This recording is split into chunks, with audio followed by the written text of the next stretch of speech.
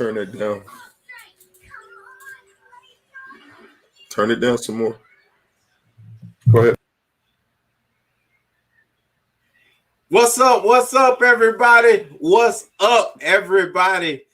What an awesome time for you guys to be here with us, hanging out with us with Sideline to Baseline with MB and K. Lou, man. Hey, Lou. We are excited, overjoyed to have our homeboy back in the building, big bro, Uncle Mike. He back. He back with the U in the back, and they keep winning, and they keep winning, and so somebody happy.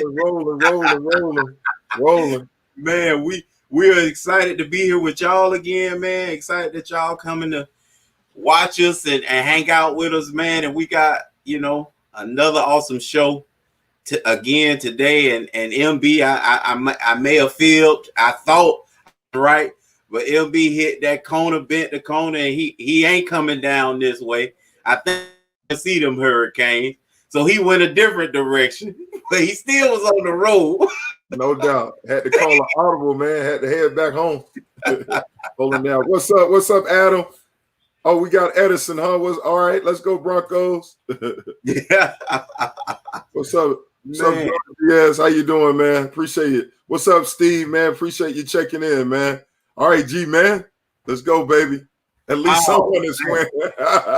No doubt.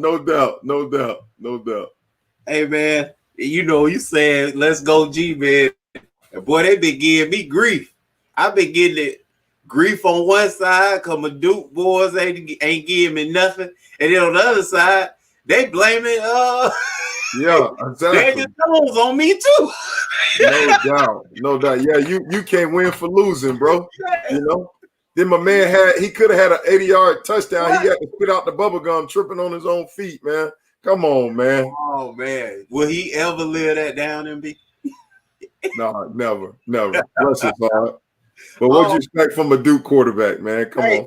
Where you go. But it's so funny to watch it. About the third time I watched it, I noticed he was running for his life as if he don't even realize how fast he is, MB. Right. Because he just swore he was going to get caught. It was like, I got to be at the top of this and not realizing, boy, them boys now hit cruise control, man. They ain't even running no more. Right. and he don't even realize he can watch them with the Megatron sitting in front of you. You can see where they at. Just look up.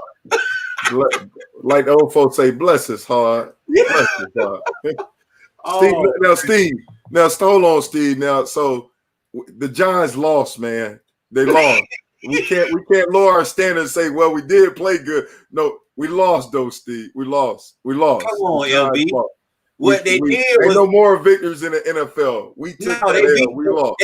They beat themselves, MB. yeah. All right, yeah, no doubt. Especially on that play. All right, we gonna come out the box, man. It's NCAA time again, and why I say reintroducing it is because the Big Ten coming to party now, man. The Big Ten, the Power Five haven't been together. Just 3 members of the Power Five been balling, and now they get their 4th member, and then a 5th member will be here in 2 weeks? November 6th. Yeah, so a couple more weeks, a 5th member. And it'll complete the circle. However, my question to MB right off the bat was, can a one-loss team be in the Final Four? That's the Final Four, the BCS, the playoff system, y'all. Yeah, I think so. It's all, especially what's happening right now, because you look at the other conferences that's playing, right? You look at the ACC, with North Carolina getting a bad loss against Florida State. Yeah. It makes the ACC look weak, right? Right now, the only team that's strong out of there on paper right now is the Clemson when you talk about playoffs, right? And then you look at Big 12, they all it's a shootout out there. They killing themselves out there. Nobody in that Big 12 is saying anything, is doing anything. And then SEC, like always, you got Bama and you got Georgia. You got some teams that rank. Florida had a tough L, so to me, when you Ohio State, if they lose a one, it depends on, obviously it all depends on who you take that L to, who you lose. You can't have an ugly loss against somebody who's, unranked or something like that. You got to have a great loss. And to me, based on how everything shaped up, because then now you put the Pac-12 when they start off, you got to factor them in. We're having the same conversation. So I think definitely teams that are playing less games still can get in. It's all based on, if with the one loss, it's based on who that one loss was against, Right. I think it's just going to be really tough because, the other teams, they'll continue to fall back on, well, man, we had to line up 3-4 more times than they did, man. And I think that's going to be the cry that they all yell. So I think the Big Ten better go undefeated, man. And of course, everybody can go undefeated, but I think you guys understand what I mean. Like, if you're Ohio State, you better go undefeated. If you're Penn State, you better go undefeated. I don't think Michigan gonna go on, y'all, and I don't even think there's any way they could. I just don't think they're that type of team again yet. But I just think it's gonna be a tough call, media wise, and from the whoever's picking this, the committee that's picking it. I think that's a hard sit down, MB. Yeah, and then you know what? But then that's where it goes into now, and I don't know what factors they're considering now. I don't think they even know right now. Every year they got a set of criteria they look for, a formula that they look for to determine. It's almost better the formula trying to catch the lotto or something like that. But so then now, in the past is about ugly wins and pretty wins and ugly loss, and all this stuff that you got to factor in when you got a one-loss team. Like you say, the case could be a one-loss Ohio State team versus a one-loss Georgia team, right? And then now you got to take in all those different factors and stuff like that. So it's definitely gonna be subjective, and it's not gonna be as clear black and white. And obviously, even before the pandemic and everything, it wasn't black and white. We still was trying to figure out, okay, who's that fourth team? And people was talking about they need to span or they need to do what, So who knows? Maybe that's a formula where it's like, you know what, we're going to span. I don't know if they came out with a decision and say that they were going to do that or not, or keep it as a 4. But who knows? It's so subjective, man, when you start adding in those factors. And you're right, I totally agree. To make it all clean, Ohio State need to go undefeated, But then it's like, okay, if they go undefeated, then it's that fourth team with that one loss, and we still having the same conversation, Right, absolutely. You know what I'm saying? And staying on that, staying in the same lane as with Ohio State. My second question is MB, I'm not a big I don't watch a lot of shows as far as sports shows or listen to sports. Hey, hold on, K-Lou. This your homegirl, Christina White. Is that her? She said, "Hey, bro, Chris, this time. Don't delete me this time." hey, now she got my nieces on there, man. That's I ain't ready for that. She said, "Don't delete me this time now." She's sitting with a leg crossed. She said, "Don't take me off this time. We won't. I won't let her take y'all." She looking all business like, huh? Yeah. We won't let her remove you, girl. Oh man, what's up, Pop? Daw is watching. That's what they call him, Daw. So yeah. What's going on? Look. So my second question is Ohio State really the true number one, MB? When you look at what they have player-wise, obviously, Justin Fields leads the bunch. And like I said earlier, I don't watch a lot of shows and stuff like that, but my brother had told me that Joey Galloway said it's not even a chance they gonna win it all. Like, it's not even close. Like, and then their head coach, Ryan Day, is basically put himself under a ton of pressure, saying this is the best team he's ever been around.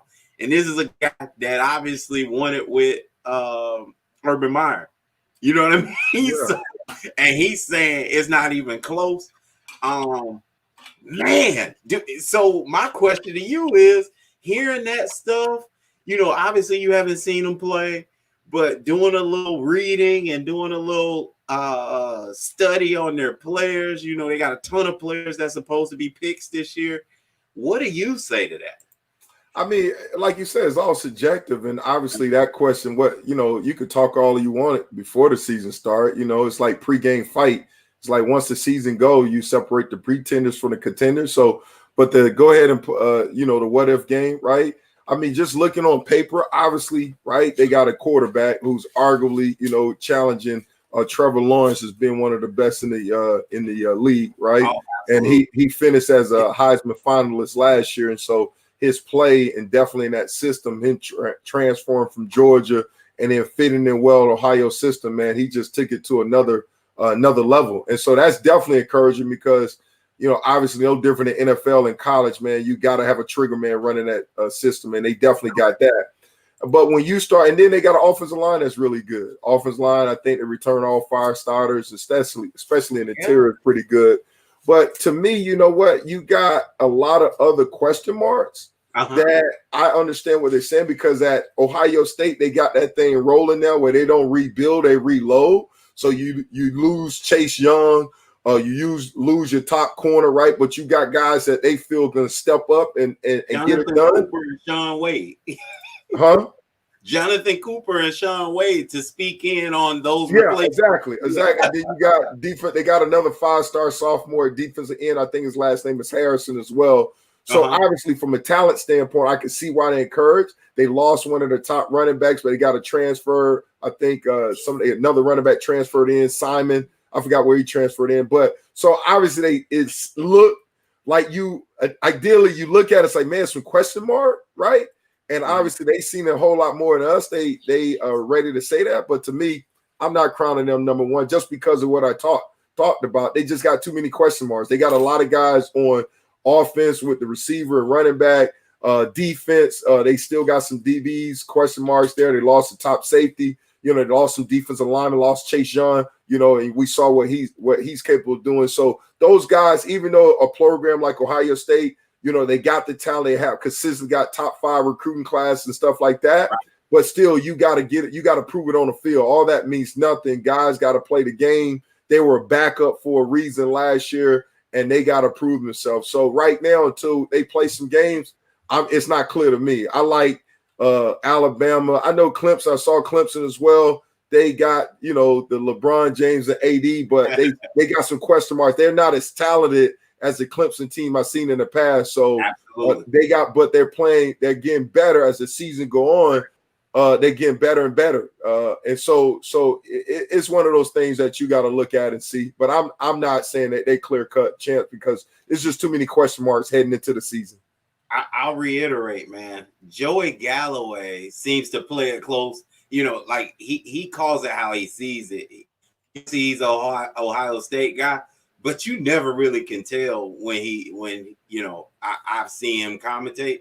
And for him to go out on a limb like that, I was like, maybe they are something. If Joey and then Ryan Day saying, you remember now, this was one of the guys that was right next to old Scott Frost that was ready to burn the league down because they weren't playing. Right. So he wanted to play for some reason. Well, I mean, no doubt. I mean, shoot, if you had just the quarterback alone, man. Right. I mean, if you had him quarterback alone, then and the talent they have on there with the guys that's already proven, right? When you talk about Wade at corner and stuff like that, I mean, they got to fluctuate the talent, man, and you don't want to sit on that. That's like money. That's like getting a paycheck, and man, you like, man, you want to go spend it when you get your first paycheck. You're like, come on, man, it's like a new car. You want to go ahead and drive it. So obviously, you know what?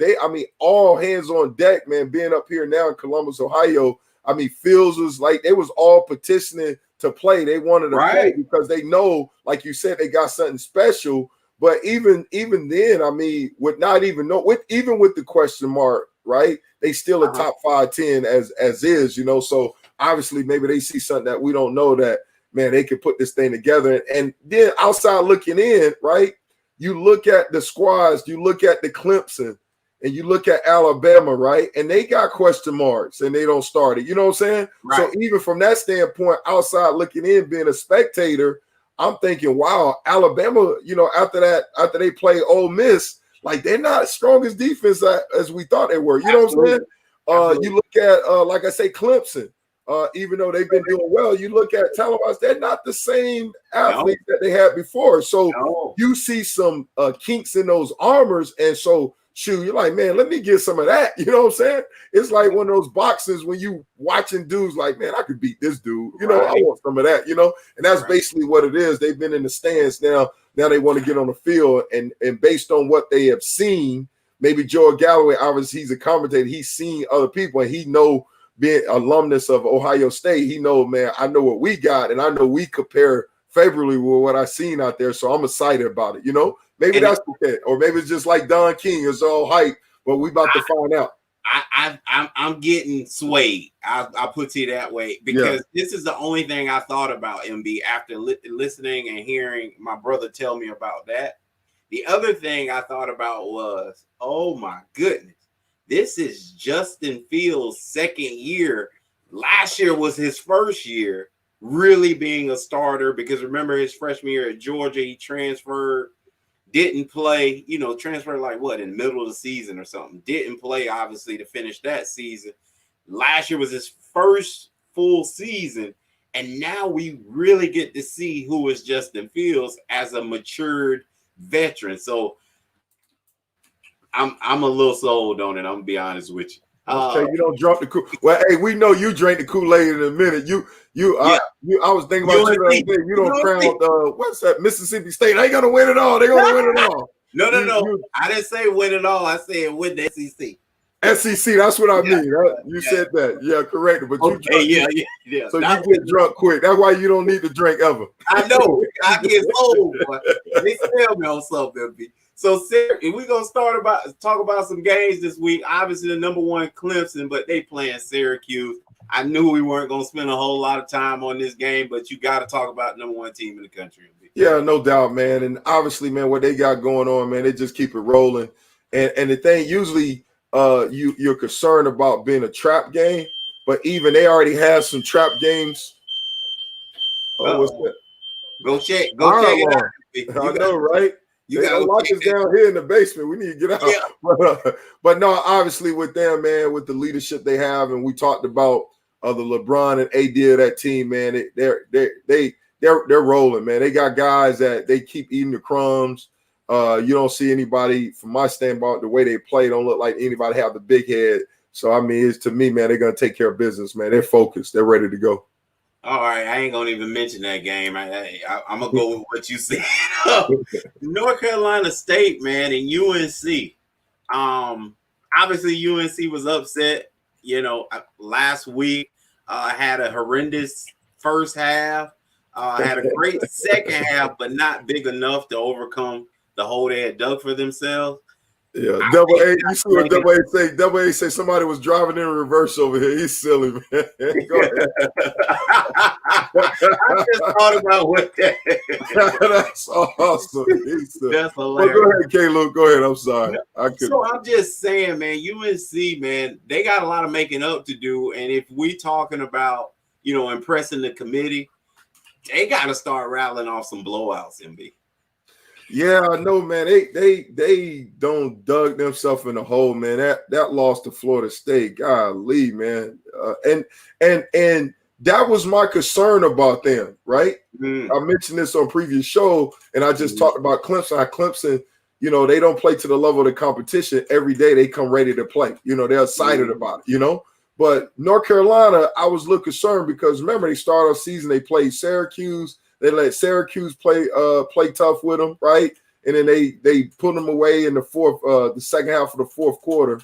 But then they, with the whole COVID thing, they couldn't play. So I had a question mark. I was like, I don't know if they're reading the press clippings and whatnot, or if they, just because of the COVID, they just haven't found their rhythm yet.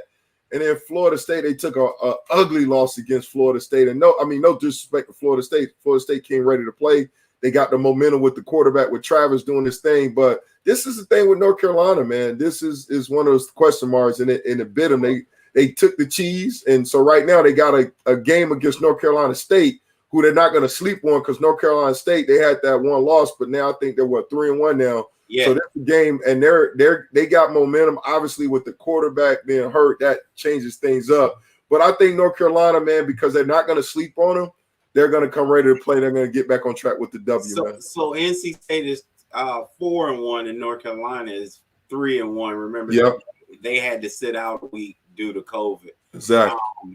Man, I have to agree with you. Sam Howell has underachieved big time. We were looking for him to be sophomore slump. Yeah, we were looking for him to be. He has a QBR of 60, MD. Yeah, that's what's going on. And you know, when you're the leader of the team, like he is, the book has to start and stop. We play much better. We know Mac Brown is a coach that's going. They look prepared, but they ain't look like they were ready to play. Yeah, which two different things. You know that it'll be. Yeah. Because coming out of half, they had the right game plan. Like you can see that, but you can't.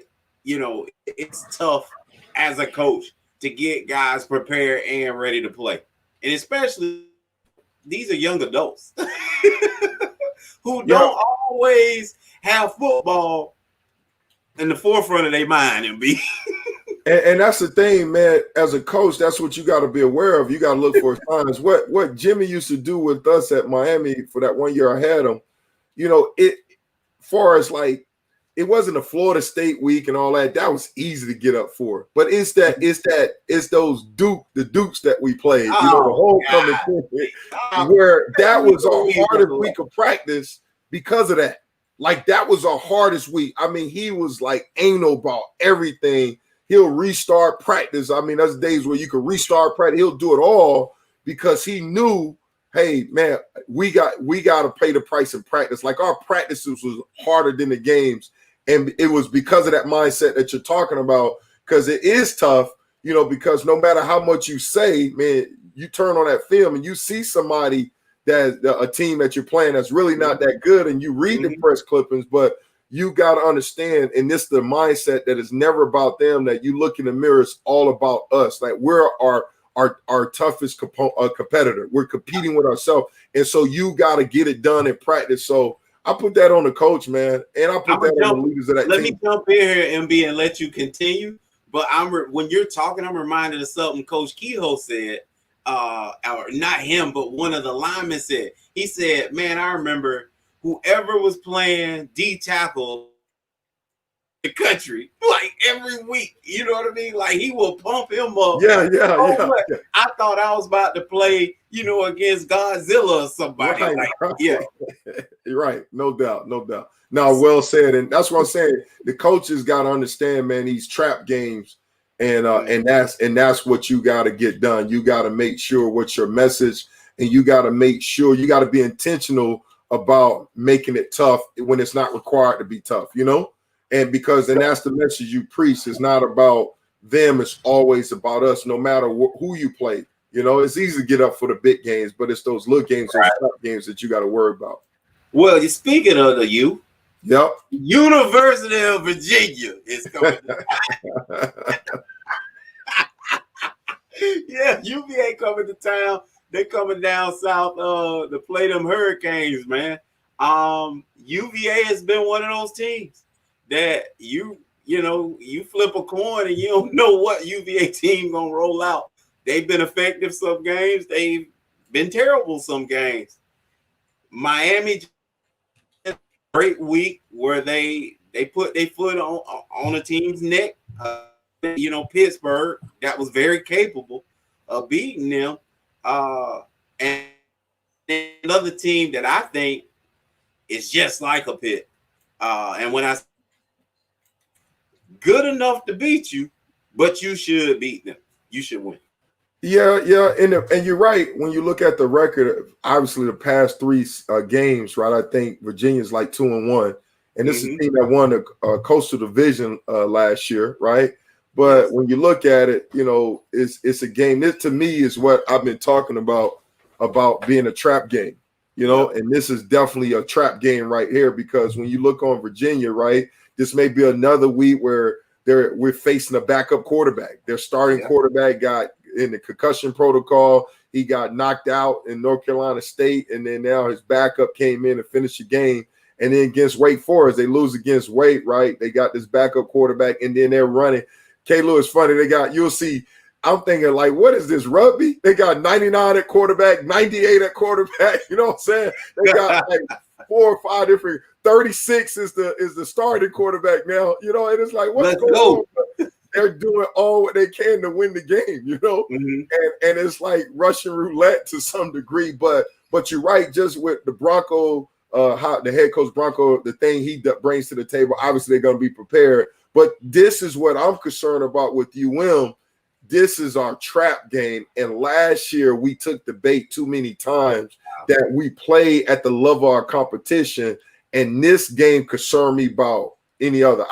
Because last week against Pittsburgh, I wasn't concerned. I knew that it's easy to bounce back. But then Pittsburgh quarterback was out. So I was like, oh, you know, like, oh, God. All right, hope guys don't take that too lightly. But that defense, Pittsburgh defense, you couldn't sleep on them. And you saw what the result of that.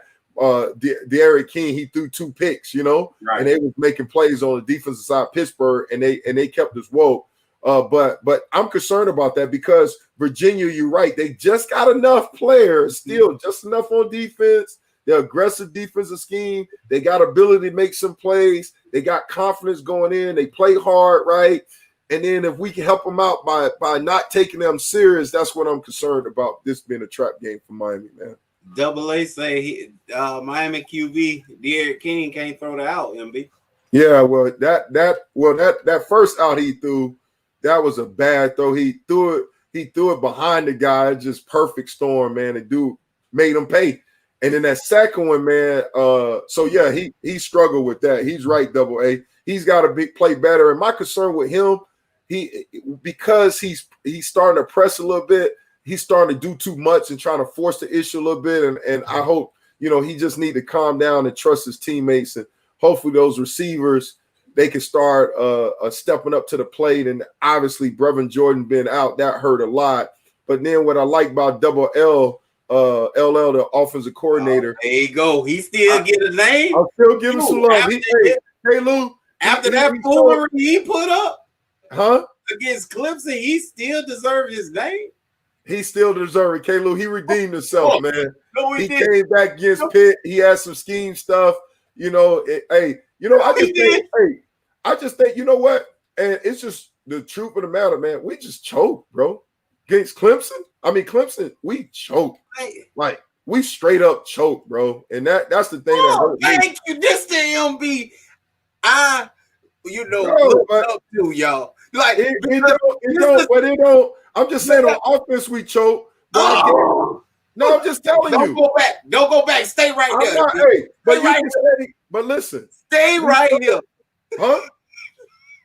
You remember now, I said only thing I talked about was self-inflicted wounds on defense because I broke the film down and I saw the same thing I've been seeing all year, how these run fits are horrible, right? They weren't fitting up.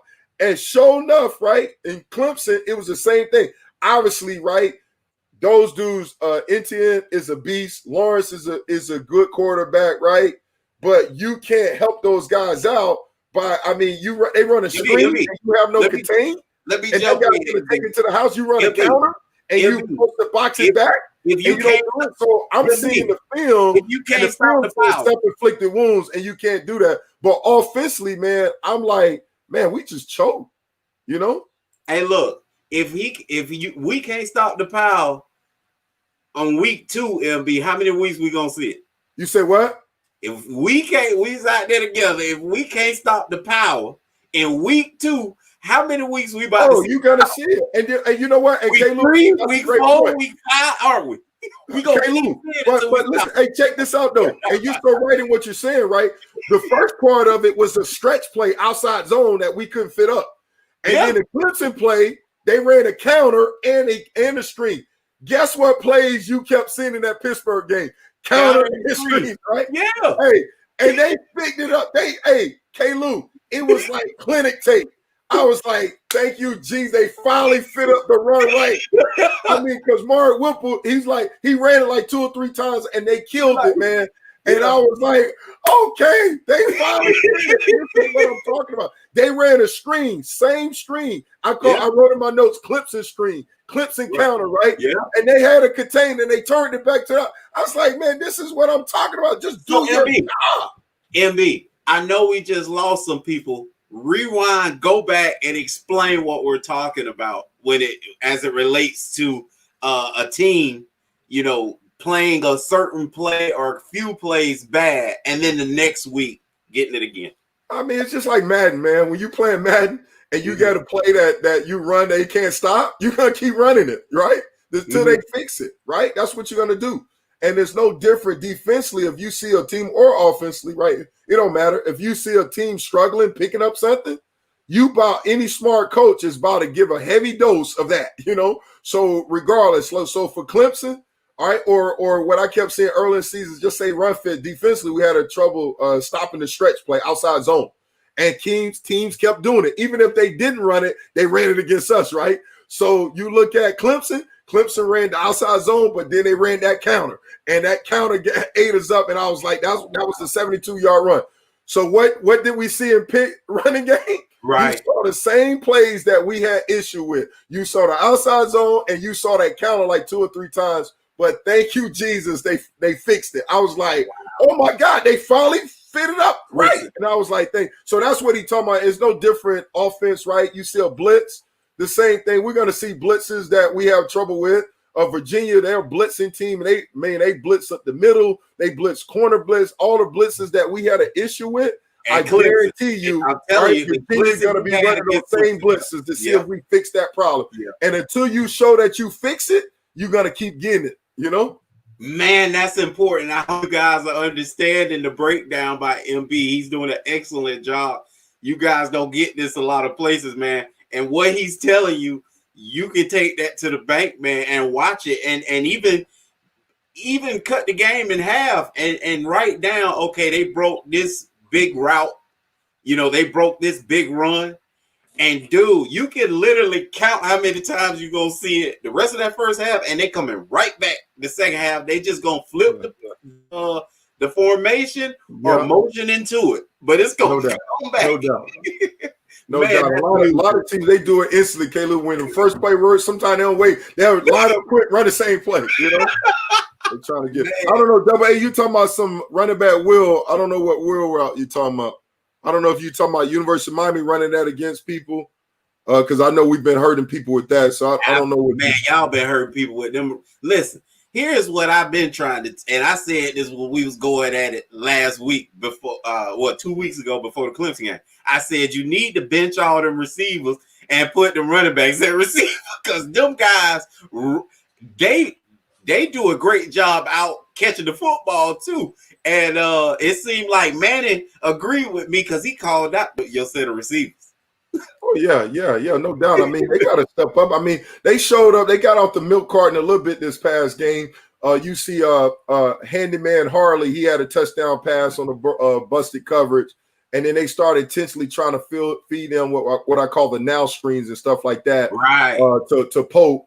But I mean, we still a lot of times intentionally, man. They was trying to, rightfully so. Miami was trying to attack their receivers against their safeties, and we came up short, And so that's the thing this week, man. They gotta take the next step. And you saw a lot of different receivers. I saw receivers in the game that I haven't seen before. So they're trying to find somebody, But you're right though. I saw more what I call 21H personnel, K-Lou, where they have both back. They started the game off. I saw one play of that versus Clemson, and then now the first game against Pitt, they open it up where you got your playmakers in the backfield. You got Jalen Knight and you got Cam Megatron Harris in the backfield at the same time, trying to run their offense out of that, and that was good. And you got to continue to do that.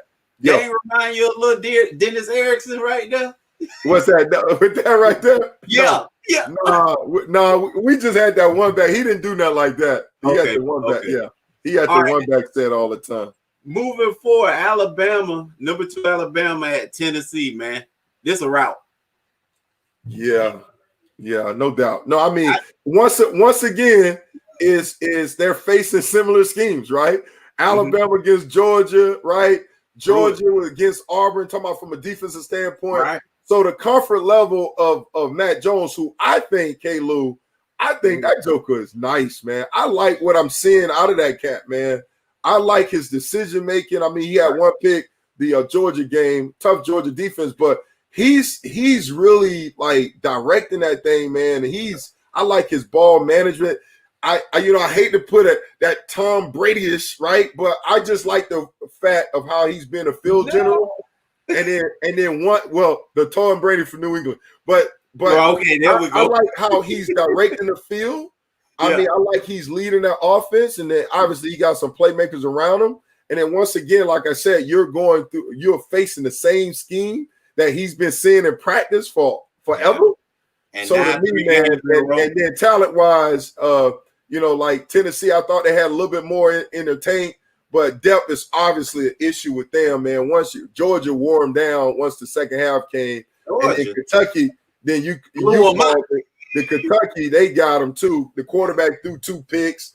They end up benching him, so you can't have that when you ain't got enough ability as is, enough depth behind him. So obviously, man, Alabama, if they don't take the bait, man, this should be a dominating game, Yeah, and they can't afford to take the bait. They had a wake-up call versus Ole Miss, so they ain't gonna sleep on nobody no more. And I think they're gonna chase that 73 points put up by Clemson. I'm serious when I tell you this. I think they really going out there and trying to set a tone. I'll just say this about Mac Jones. I don't believe in him. He's super in love with the deep ball, which tells me he's depending on the talent of his receivers and not himself. I think when he faces a team that can match up outside, then we'll be able to see what kind of quarterback he is. You don't think with the Georgia K-Lou that was the team that fits that category? I didn't believe Georgia. Statistically, they were the best defense, but MB. You and I both know they ain't fly around like that. Alabama look twice as good as they do. Yeah. And we saw them get raked over the cones. He may never face a defense that can match up with the skill they got on that offense, Right. It may not be a team in college football that can handle their I think it is. I think when we get to that Final Four, he gonna be exposed. If you think about Alabama, they really only get exposed by a rival game, and that's Auburn, and you can't really call that exposed. Better than anyone. There's a whole lot of other factors go into that game besides who got the best guys and who the most prepared. Sometimes, man, it just don't matter what their record is and what your record is. Like, we gonna show up today, like you said. I'm secure. I'm gonna keep that in my back pocket. See what you say. I like that dude, man. I think that dude, he continue to play. I like what I'm seeing out of him, but I'm gonna keep it in the back pocket. All right, Michigan, number 18, Michigan. So they a little deep down there at Minnesota, number 21. Minnesota has a projected first round receiver. Michigan, a lot of pressure on Jim Harbaugh every year, man. He's one of the highest paid coaches, and they didn't bring him there just to be good, which they have been. Like, you can't argue with he's been successful, but they didn't bring him in there to be a good coach. They could have had me and MB in there for that. They paid him to win championships, MB. Is this a Michigan team that you can even see having an opportunity to do it? You know what? This is a toss-up game to me, right? And what I mean by that, when you look at Michigan team, man, they don't have a quarterback. Even the quarterback they had last year wasn't that good as well. So they got a lot of question mark. They got McCaffrey, two-headed quarterback situation. One is a better runner, one is a better passer, right? They lost their running back, I believe. They got a good offensive line coming back. They just lost their top receiver. And defensively, which been carrying the team, right? Don Brown does an excellent job defensively. But they got a lot of question marks in the defense, especially on the front seven, So obviously they have recruited well, but like I say, a lot of guys haven't played. I think they lost their top 5 defenders on defense. So this is a question mark, right? And then when you look at Minnesota, right? Minnesota offensively, like you mentioned, they got the receiver was I think he was Big Ten receiver of the year. Right. You see, and the quarterback is good. The offensive system is good. Their offense is the strongest part of defense, But defensively, man, they got a lot of holes to fill, man. They lost a lot of top guys and started with Antoine Wilfield, the safety / corner. You know, they lost him. And so those guys are hard to place. And naturally with Minnesota, it's not like a big recruiting background, you know? So I'm kind of I'm kind of on the fence with this one, K-Lou. You know, because of the question marks you have, and I know John Harbaugh, he's gonna probably play two quarter, try to run the ball, and now defensively, even though with a lot of new faces, this is tough, man. This is a tough one to call. You know, I'm gonna just have to flip a coin, and I'm going with Michigan, man. I'm gonna just go with Harbaugh because you mentioned him. You're right. They paying a lot of money to win championships, right? He's averaged 9 wins a season, which most people love to have. You know, I think that's like still top 10 wins. But obviously they didn't bring him, and then obviously he's getting measured if he beat Ohio State, and that haven't happened, and that may not happen this year. Right. So obviously it's to a different standard. He's been there 6 years now, 7-year deal and whatnot. So, but. Yeah, I'm gonna go with them just because talent and coaching. I'm gonna just go with them for it. And I'm gonna stretch it further because this is obviously something you were prepared for. But speaking of the 6-year, 7-year deal, does he resign? Do they try to resign him?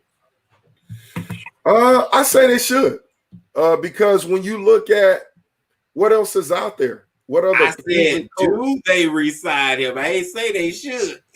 Should they? Or should? Like, does it happen? Yes or no? Yeah, I'm saying yes. Okay. Yeah, and the reason I'm saying because who else is out there? Right. Especially with the whole COVID thing, right? I mean I mean, who else is out there? You know, you taking an unknown commodity. You know, I think they continue to do it. You know. Okay. Nebraska and we had to mention this game. Well, what's your thoughts on that, K-Lou? I think they will. I agree.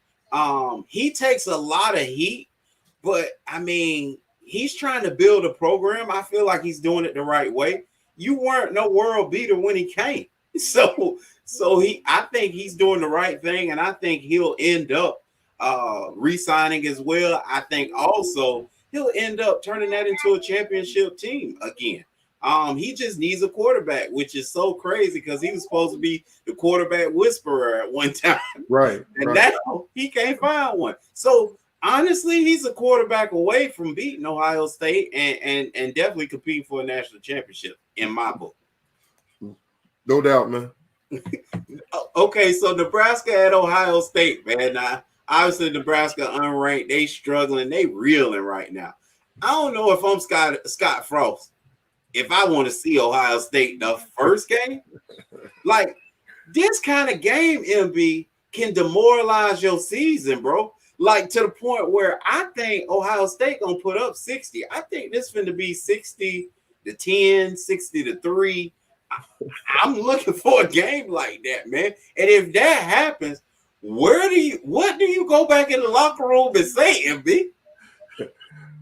Get that speech that we gave with Miami gave Clemson, that we gave Miami after Clemson beat them. Like it's just one game in the season. Don't worry about it. But you know what? Based on all the reports, right? Even with Scott Frost, when he took the job and he saw, man, we ain't got a lot in this cover. You know, even the AD, he understood that, and he was like, we're hoping we get 6 wins. You know what I'm saying? So that, and they didn't reach that. So to me, it's good they're realistic, right? They understand what's going on, and I understand what you're saying. Obviously, you get blown out like you're talking about. You know, it could just one loss could just steal your confidence. You know, it could scar you the rest of the season. So I see what you're saying, and I think they're still realistic and they know who they are. I think offensively, they got a quarterback coming back, Martinez and whatnot. They're excited about their offense to some degree, you know. But defensively, they still got a lot of holes to fill. And so, to me, I think the coaches are realistic. They're not blowing a smoke underneath team bubble. They understand from all indication what I'm getting. They understand where they're at. And it's kind of like with University of Miami in the sense when Snellenberg came there, he said, we got a 5-year plan. And from all indications, he's talking that talk. Frost, he's talking the same talk like, hey, we got to build this thing and build this the right way, you know? The only problem with that is, MB, they come out the gate Ohio State, and then I think they end up playing Wisconsin, which is a team that some think could upset Ohio State. Wisconsin's always good, man. Right. Always. So then, because Wisconsin has a big time quarterback finally, and so then they play Northwestern, and then they right back at Penn State. So that's why I'm saying, like, you mess around and get, like, don't compete this first game, and you got to see Wisconsin right behind it. Oh, man. yeah. It's almost like, man, they was talking. Because remember when the whole thing went out, it was rumors they was talking about jumping the league, doing this. Yeah. Like, okay, you want to do us like this? This is what we got for you. So whoever put the schedule for based on what you're saying, it didn't do them no favors. You know what I'm saying? You got the best 3 teams in the Big Ten. You exactly. The first 4 games. Exactly. You better be careful what you ask for. That's what they're saying. You better be careful. Man, we're going over to the NFL. Got Carolina, New Orleans, man. This is a team that's near and dear to your heart. You love them so much, you move back here. This Charlotte. Oh, baby. Yeah. Oh, my man, Darren Hope. What's up, Coach Hope? He went to Wisconsin. What's up, Coach Hope? What's up? Yeah. Talk to us about that new QB at Wisconsin, man. They're supposed to be burning it up. Yeah, Coach Holt is him and his dad who passed away. He's track coach down in Miami, man. So they know that speed. Go ahead, Kayla. I'm sorry. Yeah, so we got Carolina at New Orleans. What's your thoughts on that? Who's and we might have to speed through this, and I don't know. We've been enjoying ourselves too much, so let's speed through this. Carolina at New Orleans. Who gonna win? I'm going New Orleans, man. I know. As far as Carolina, Teddy Bridgewater and stuff like that. You know, he's facing his old team and whatnot, but you know, he's been in a slump. He had a bad game against Chicago last week and stuff like that, and I think it's going to continue. And then Carolina defense, man, they're making some progress, but against the pass, especially versus underneath coverage, man, they've been susceptible. And then especially if you get Michael Thomas back, you know, I think that's going to help. But I think I read somewhere where was questioned with the hamstring injury. But I just think New Orleans is just a better team right now. They got too much weapons, and like I say, this is a team that I picked from the beginning to come out the NFC. So I'm gonna stick with them. I think they'll get this thing done, get it done the right way. Michael Thomas had the hamstring, and he want to put hands on folks. So it's a little, yeah, exactly. It's a little Steve Smith in him. So yeah. So I like New Orleans too, man. San Francisco at New England. I'm gonna jump out first, so they don't think I'm just agreeing with you. Cam. Now Cam ain't played so well last week, but that was his first game back. I like him against San Francisco. Listen, man, San Francisco in trouble. They read too many news clippings and then got the injury bug, and we saw their depth was trash. But that's what generally happens, guys. After a Super Bowl, the guys that you couldn't name, they go elsewhere and get big deals. And now when these injuries happen, they're not no longer the backups to go in there and actually hold it down. They starting in other places, MB. So I like New England. Yeah. This is another toss-up game. So I was like, oh, why he picked this game? But I was like, okay, you got Jimmy G, homecoming. He got benched the week before, then bounced back with a great game against the Rams, which is a big win for them. So this definitely, and obviously, you know, Belichick, he knows how to defend anybody. You know what I'm saying? And so especially Jimmy, he knows he had him. He knows his strength and his weakness. But you know what? I'm gonna go with San Fran. Okay. I'm gonna go with them. I don't know. I like kills the Wardall, and obviously I think Belichick to try to take him away and make other people beat him. I get all that. But if they can get a balanced attack offensively, San Fran, that to me is been New England kryptonite, you know, especially this year. Obviously in the past not, but their defense is still trying to shape itself into form. They had a good game last week, but I'm gonna go with that. And then from a defensive standpoint, Salah, he knows how to defend Cam, and Cam's been struggling right now, passing wise. I think he's got 2 touchdowns and 4 interceptions and whatnot. And so I'm gonna go with San Fran on this one. This is a coin toss, but I'm gonna go with San Fran and squeeze this out. Okay, from on sideline to baseline, we like to take our time and tell y'all, you know what, if you got some time, these are the games you need to watch, though. Like, we talk about a lot of games, but these are the games to watch. Listen, Tampa at Vegas, you know, and I like to say Vegas now, baby. I got to get used to that. It got me too. But, you know, you got Gruden and the boys against Brady and the boys, okay? Right. And this is a question I'm going to throw out there before you even answer who you going with. Should Vegas O-line even be allowed to play, man?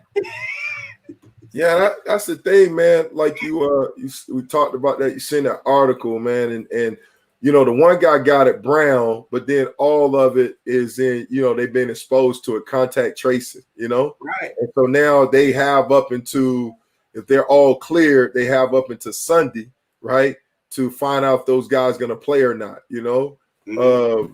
And so all this week they've been practicing with their backup. And I don't care who you are, man, especially NFL. I mean, guys are backup for a reason. You know what I'm saying? And to me, you coming off a bye week, and if you got to play with your backups, I don't know what the protocol is and stuff like that.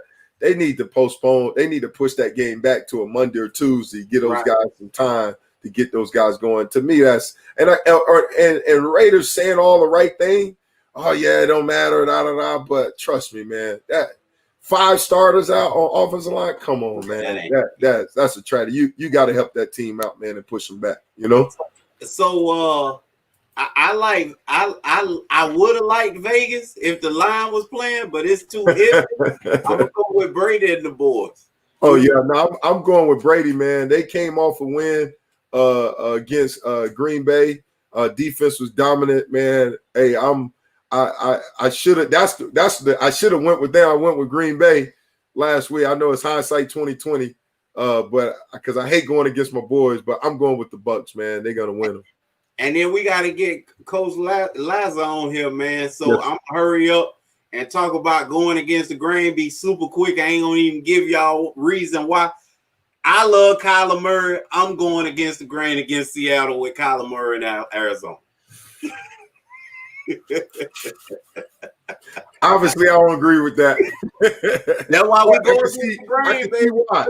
But hey, you know what? But I can see why. And if that was a go against the grain, I could definitely see why, you know, why you would, because the divisional game, obviously, man, Seattle, they're struggling on defense as far as with the pass and stuff like that. And that passing attack is great. And then last week they got the running game going. They finally got Drake going. So, and then that Bubba Baker, man, he's a baller, you know, but let Russ cook, man. That's one thing. I can't go against Russ, man. So let Russ cook, and those Seattle Seahawks stay undefeated, baby. Let's go. Right. Seahawks. Yeah. Coach Laser, what's up? Hey, man, how you guys doing? Good, Coach. How you doing, buddy? Hanging in there, man. I'm here at a baseball game right next to FIU. They're playing Jackson State today, FIU football. Oh, nice. Okay. Oh, yeah, they've been postponing some game, and they came back. Nice, man. Boy, you in a limo, man? Seem like you're in a limo, man. No, I'm in my truck. I said, let me go hide for a little bit. Coach, I need you, Coach. Hey, you a real coach, man. You taking folks to the hospital. You said noses on the side. You know, in the dust. What man? You do it all, huh? Here the other day, kid's about 11 years old, broke his nose, and wow, urgent care. And you know, when they're that young, you kind of get a little worried and stuff like that.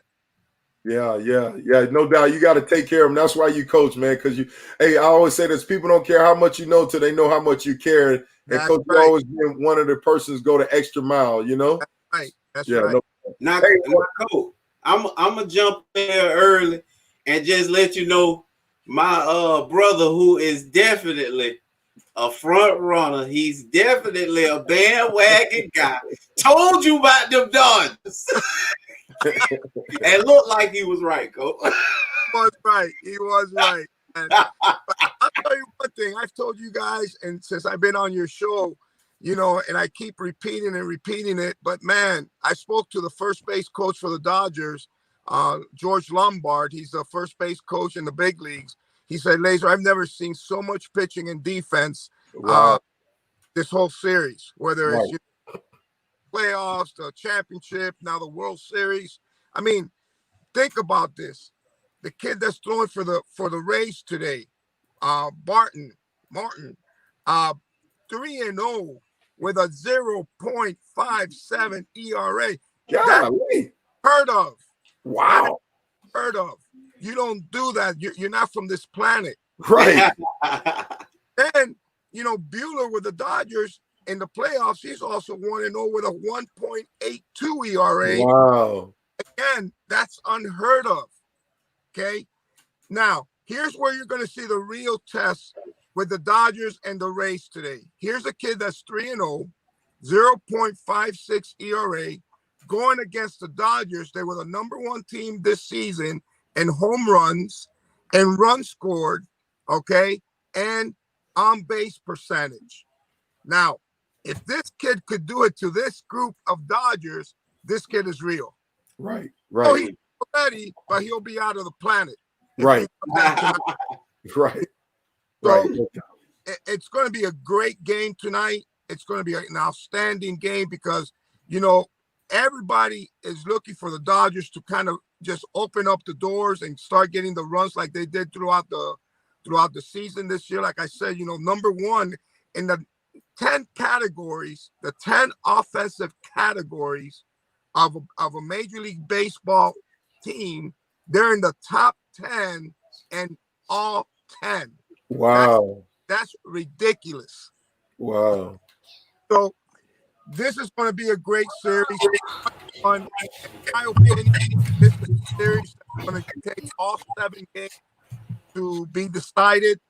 And I mean, I couldn't be more happier than anything because I'm a pitching coach and a defensive guy. I'm kind of like a defensive coordinator. Right.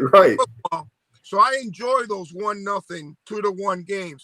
Now, for the average fan, they love that 15-10, all those runs. Right. No doubt. No doubt. Guys, it really is. Man, and you mentioned about the Dodgers. I mean, both teams, obviously, Coach. And we talk about the Dodgers, how they're in that 10 categories. They're all top 10 in all those categories. How did the Devil Rays do it, man? How did they do it? How did they get? What's making them so special? Well, going back again, Michael, they've been doing it again with pitching and defense. Again, you look at this guy in the playoffs. How are you 3-0 in the playoffs with a 0.54 ERA? Right, and you face my Yankees too, right? You know what I'm saying? Golly. Beat your Yankees too. Beat my Yankees, So, it's the Rays have had a great year. The Rays have had a little bit of both here and there, but what they've had throughout the whole year and throughout the playoffs is the pitching. And besides the pitching, Coach, who's like pick a player from each team you think from an offensive standpoint that you think like, okay, this guy, he's the one, he's the difference maker. Who is there anybody that the difference maker you think is going to make a difference tonight game? Well, you look at Sager. I mean, Sager's been hot from the last of the season, the shortstop for the Dodgers. Okay. All season. And Corey Bellinger's doing a great job as well. I mean, I've never understood this, and I asked Lombard today, how are they putting Bellinger in the 7th hole spot when this is a guy that, hits home runs, a lot of RBIs, like I said earlier in your show. Right. The Dodgers were the #1 team in the National League in RBIs, and Corey, Bellinger and Sager both were right there on the top of the RBI list. Wow. The kid from the Rays, the Cuban kid, Amega or Amazega, I can't really remember his name or even pronounce it, even though I'm Cuban. But he's hot. He's really hot. He's enjoying the series, as you can see. He's into it. He's all over the place in the dugout. He's hot. You cannot let him beat you. Buehler today cannot let that kid beat you, and you can't let Sager or beat you as either Sager or Bellinger beat you as well for the Dodgers. Okay, Coach. Now I love it when you start teaching. So for those, you talked about Bellinger batting at the 7th spot. go ahead and break that down. Traditionally, they like if you're a high RBI guy, you like to bat in the 4th, 5th spot. Can you break that down and tell us what you're talking about? Absolutely. I mean, if you're an RBI guy and you led the team in RBIs this year, I have no idea why they're putting you in the 7th hole spot when you should be in the 4th or 5th. I don't, again, Sager's had a great year. He's had a great end of the year, but Bellinger should be up there, especially if you put Bellinger behind Sager, now you got to pitch to Sager, and Sager's your hottest hitter. So again, that doesn't make sense to me. It really doesn't. So now you could pitch around Sager, even though he's hot, but you could pitch around Sager until you get to Bellinger in the 7th hole spot. Okay, cool. Wow. Sound good. Well, Coach, man, we appreciate you. So what's your prediction tonight, man? Who you think going to win and why? Hey, I'm going with Tampa Bay with that guy 3.54. Tampa Bay tonight. And then what's your prediction on the series? Who's going to win the series? I know you said it's going to go 7 games. Who's going to win it all? I think the Dodgers got it. I think the Dodgers have it in 7 games. This is not going to be a 5-game or 6-game series. There's too much pitching, too much defense. But I think at the end of the day, the Dodgers are going to come out from that mini slump that they're in, and they're going to show, what they've done all year. All right, Coach. Hey, Coach, appreciate you again, man, taking time out your schedule, man, to join us. Thank you. We appreciate it. Thank you so much, Coach. All right. Bye-bye. Enjoy the game, man. Okay. Man, what an awesome guy, MB. Great because y'all know I'm lost with everything he's saying. Yeah, I'm lost too, but I me, I like to ask questions and learn. So I like how he broke that down. When he said about 7 spot, I was like, you're right, because usually your DH is anywhere between the 3 to the 5th spot, and he brought up the reason why too, because now they could pitch around one guy, but for the guy to be doing what he's doing at the 7th spot, I'm curious, man. That's a powerful position to get those RBIs in that spot, Well, you lost me again just with that. Just for clarity. You said that I just went. So, man, we got a awesome treat for y'all, man. Next Wednesday, we bringing in Jamal Weeks. Jamal is awesome guy, man, doing some awesome things. He actually played. We talking about baseball. That's why I definitely thought about him. He's a baseball guy. Played in the major leagues. He's gonna be on with us to talk in the sit down portion of the show. So that'll be on Wednesday, man. So come holler at us, check us out. You'll definitely, when you learn his story, you learn especially what he's doing now. You're gonna be really a huge fan of him. No doubt. From the U, baby, from the U. Oh man, and you know what? I thought about him, and then I reached out to him, and then I was like, dang, I'm gonna have to hear him be the whole time. From the U, baby, from the U. Yeah. And then he started with the same talk, and I'm like, listen, I ain't gonna put up with this guy. Don't be hating. Don't be hating. Listen, I get on, ask my 2 or 3 questions, and then sign off and let y'all go talk about you and all that in the good old days. Family reunion, baby. Family reunion, man. Hey, so yeah, he thought he played. He thought you was there with him. And I was like, no, he was coaching. He was coaching. Yeah, I was coaching. So yeah, man. We thank y'all for coming and stopping by. We enjoyed y'all again, man. Shouts out to Double A, man. Steve, man, who always comes through for us. Hey, Coach, you know what? Carolyn ain't come through today. I know. And I'm about through with your sister-in-law, man, and she done disappeared, just fell. I know. But you know what? She fell off with your wife. And I got a bone to pick with your wife. And she fell off real close to her. So I think she was only on because of Shelly, man. She don't care nothing about I know she don't trade. She traded on. Don't show me. I was talking to her today because I say your Buckeyes playing. I say you gonna come on the show and talk about the Buckeyes. I gotta do my hair. Because I told them I wanted them to come on when the Buckeyes have the Graves girl. That's my wife maiden name. Okay. Because they're have them come on and talk about the Buckeyes. So maybe we can get them on if the Buckeyes get this W. Maybe we get them to come on when we do our next show. Well, I tell you what, if Shelly come on in, she'll show up because she Yeah, showed up. no doubt. That's the only Hey, way. I'm a call out on that, Kalo. I think you telling the truth, man. Yeah, you thought you were calling her your sister-in-law. Exactly, You thought you loved you. exactly. But I'm gonna throw that out there and let you know you might need to question that, bro. Exactly. What they say, blood thicker than mud, huh? Yes, sir. That ain't right. That ain't right. Well, again, we appreciate y'all coming to holler at us, man. Like us, follow us, and please share us, man, because I think we definitely put in a lot of work behind the scenes for you guys to get a great show every week, man. And we definitely love the support that you're giving us, and definitely reach out and let everybody know about us. No doubt, man. Joy, appreciate y'all guys. All right, from sideline to baseline, we are gone. Peace.